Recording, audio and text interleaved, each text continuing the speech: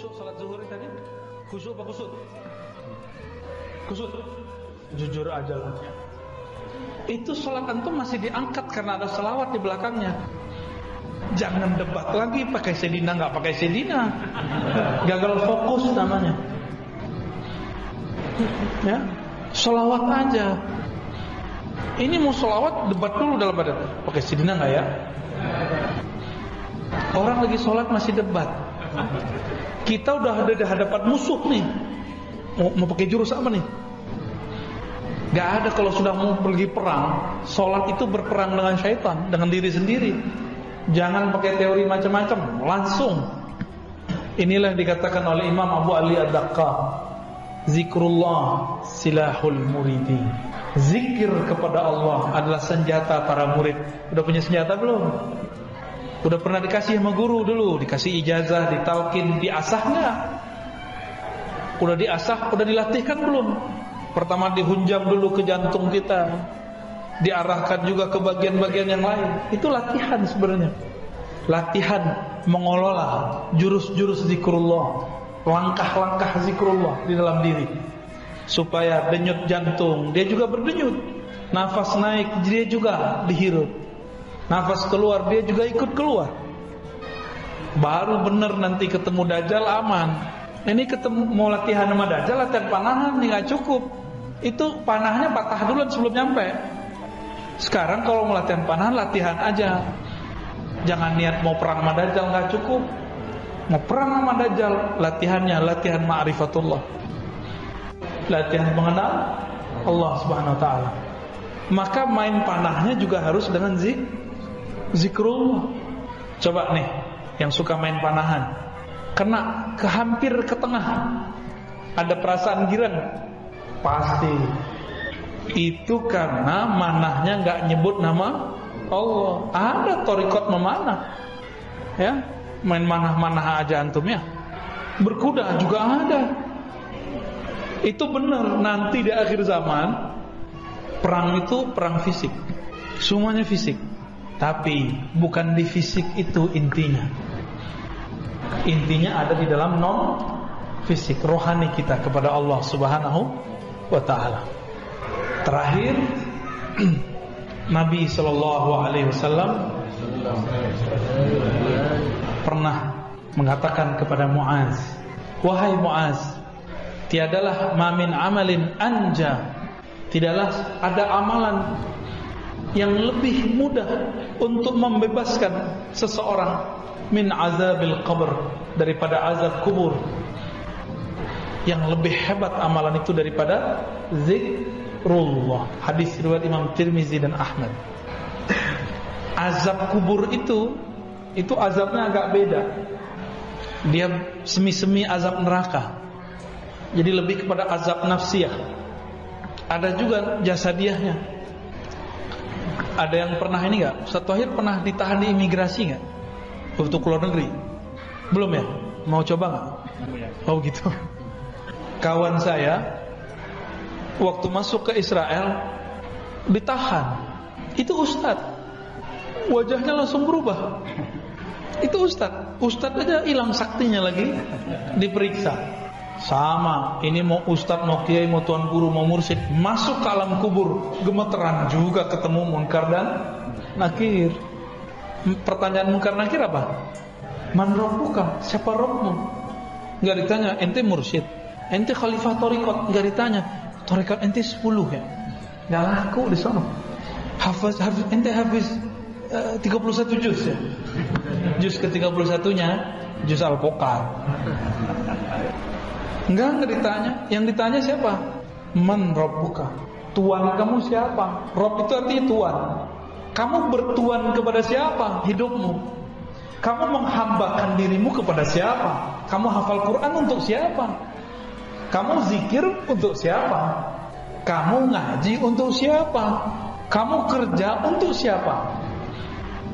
Ini coba nih, berangkat pagi jam 6, pulang jam 6. Berarti udah 12 jam kita untuk selain Allah. Maka kerjanya harus diniatkan sebagai ngabdi kepada Allah. Kalau enggak, ketika kita jawab Rabbi, Rabbi, bingung apa mau jawab. Kerjaanku. Jangan-jangan tuan kita handphone. Antum ini kan gak bisa lepas dari handphone. Bener? Jujur aja lah ya. Lebih bid'ah smartphone yang dari Cina tuh atau tasbih? Dari Cina juga. Lebih bid'ah mana? Kata kawan, ya sih pegang handphone, ngajar pakai handphone, bahkan pakai tablet. Terus bilang, tasbih itu menyerupai Yahudi. Saya cari-cari Yahudi selama di Yerusalem pakai tasbih gak ketemu. Mulai dari tentaranya, orang-orangnya, petaninya, orang yang riwi-riwi, rahib-rahibnya, gak ada pakai tasbih. Yang ada pakai kupluk. Dan jenggotnya lebih panjang daripada jenggot bapak. Jenggot bapak itu masih kurang sunnah.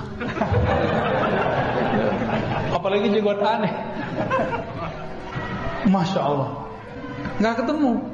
Jadi mereka ini kan gak senang langsung Yahudi. Malah ada yang bilang tasbih itu punya Saulin. Ya salam, ini ketahuan nih suka nonton kungfu nih. Kayaknya itu lebih bid'ah daripada main tasbih. Gak belajar usul fikih dengan benar, bahwa ada yang disebut al-maqsud, ada yang disebut dengan wasail, wasilah. Tujuan orang megang tasbih, tujuan orang megang handphone apa? Lebih mulia mana? Tasbih. Rasulullah gak pernah pakai tasbih. Oh, kita bisa papas ini kalimat. Rasulullah baca Quran pakai mushaf gak?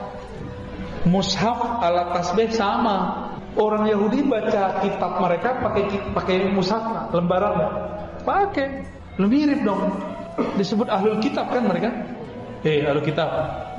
Antumnya ahlul kitab semua nih berarti. Jadi mikir-mikir kalau mau bilang serupa. Ternyata ijazah sanad tasbih bersumber dari Sayyidina Al-Hasan Al-Basri, murid Sayyidina Ali, lahir di masa Sayyidina Umar. Al-Hasan lahir di Hijaz, di Madinah, tapi besarnya di Basrah. Berguru kepada Sayyidina Ali. Nah, syaitan gak mau diam, maka dia bisikkan ulama-ulama yang di dalam hatinya tidak ada takut kepada Allah. Kamu cari alasan bahwa Hasan Al-Basri tidak pernah berguru kepada Ali. Maka ada pembahasan mereka, inqita'ul Hasan Al-Basri wa Ali, keterputusan Hasan Basri dan Ali. Tapi dibantah oleh ahli hadis Imam Ibn Hajar Al-Asqalani bahwa Al-Hasan Al-Basri benar-benar berguru lama kepada Sayyidina Ali karramallahu wajhah. Jadi pakai tasbih dari siapa? Al-Hasan dan kami meriwayatkannya dari guru kami, dari gurunya terus sampai kepada Sayyidina Al-Hasan Basri, bersambung kepada zaman Imam Tabi'in yang digelar dengan Sayyiduz Zahidin, sayyidnya orang-orang zuhud. Itulah gelar Imam Hasan Al-Basri. Itu tasbih itu ada sanadnya kita. Serban aja kita ada sanadnya, cuma saya belum pakai. Ya bentar lagi lah ya. Jadi sekarang kita skip dulu ijazahnya. Kita simpen dulu. Megang jenggot aja ada ijazahnya. Jadi yang punya jenggot nih panjangin dikit Pak. Nanti kalau kita ke Medan lagi kita ada ijazah jenggot, megang jenggot. Ada ijazahnya. Maka beliau tuh yang paling sunnah di situ tuh ya. Mana jenggot antum? Kita berjenggot bukan pengen disebut salaf. Kita berjenggot karena Nabi kita berjenggot. Tapi kalau antum gak mau berjenggot gak apa-apa. Cukup katakan beberapa guruku tidak berjenggot. Boleh ngomong gitu. Bukan berarti melanggar sunnah Nabi Sallallahu Alaihi Wasallam. Inilah lebih kurang pengantar tentang bagaimana cara menikmati zikrullah. Jangan fokus kepada yang zahirnya, mulailah masuk kepada yang batinnya. Nah, semua itu nanti disebut dengan kaifiyat zikir. Coba tanya semua mursyid, semua guru. Yang saya jelaskan itu nanti ada pada mereka. Cuma beberapa mursyid kadang tidak bisa menjelaskan. Ini itu kaifiyat, mana dalilnya? Ya, mereka cuma tahu dalil merasakan zauq. Cobain, rasain, itu dalilnya. Ya, itu dalil mereka. Sebenarnya dalil itu lebih kuat. Sayangnya orang awam kadang-kadang tidak faham. Ya, barangkali itu dari kami. Silakan kalau ada yang mau dikonfirmasi, ditanya. Ya, tafadhal. Baik, kepada Bapak Ibu ya, ini Ahsan nanti pakai kertas. Nah, kalau ada kertas Nanti. Udah sekarang baca aja dulu. Mungkin panitia yang ke depannya.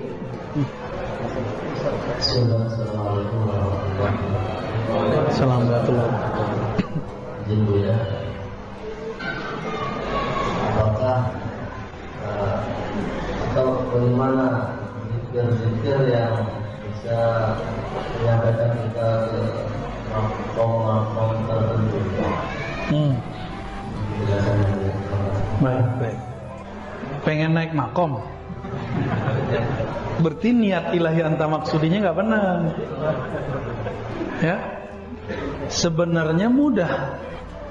Guru kita biasanya kalau yang oke, itu sebelum talqin zikir ngajak istighfar dulu. Sebelum istighfar disuruh dulu mandi tobat, disuruh sholat tobat, ingat mati sebelum mati. Lalu dilafazkanlah istighfar. Biasanya dibimbing cara baca istighfarnya.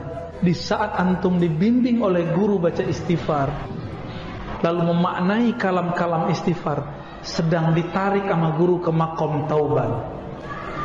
Tergantung nih tobatnya tobat apa, zahir atau batin. Maka makom tobat ini juga lapisannya banyak. Yang zahir ada 7, yang batin juga ada 7. Anggota kita yang besar kan 7, yang batin juga 7. Mulai dari syirik, sombong sampai kepada ujub, hasad, iri, dengki, itu diistighfarkan semua. Jika ada getarannya, berarti kita sudah masuk ke alam makomat taubah, ya. Dan itu beda-beda per masa. Setelah makom tobat ada namanya makom syukur, ada namanya makom sabar. Makom syukur itu dengan mengirim Fatihah kepada guru. Itu makom syukur. Di luar zikir kita sedekah kepada orang, memberi hadiah kepada guru.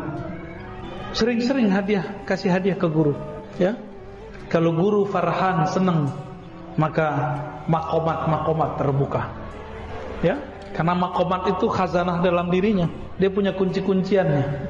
Kalau dia senang, dia akan doa, ya Rabb, tolong panggil muridmu ini, hambamu ini kepadamu. Kalau gurunya wali, ya. Kalau gurunya nggak wali nggak bisa. Tapi memberi aja udah cukup. Begitulah terus. Ada makomat, makom syauq, makom mahabbah, itu ada makomnya semua. Itu yang diturunkan lewat kaifiat zikir. Cuma sayang, kaifiat tinggallah kaifiat zikir. Tata cara jadi tata cara, tapi tidak tahu makomat yang tersimpan di dalamnya. Maka banyak orang jadi mursyid belum pantas jadi mursyid. Tapi karena gurunya udah pusing, aku mau mati, siapa lagi yang melanjutkan, udah ijazahin aja. Harapannya dia nanti menyempurnakan kemursyidannya kepada mursyid yang lain. Ini baru bergelar mursyid 1, udah gak mau berguru sama yang lain. Padahal di ijazah itu diwasiatkan untuk menghormati ahli fikih, ahli Quran, ngaji kepada ulama. Baru dapat ijazah, baru dapat gelar khalifah, udah nggak mau ngaji sama orang, berarti berkhianat kepada ijazahnya. Makanya la yubarak alaihi, tidak diberkahi.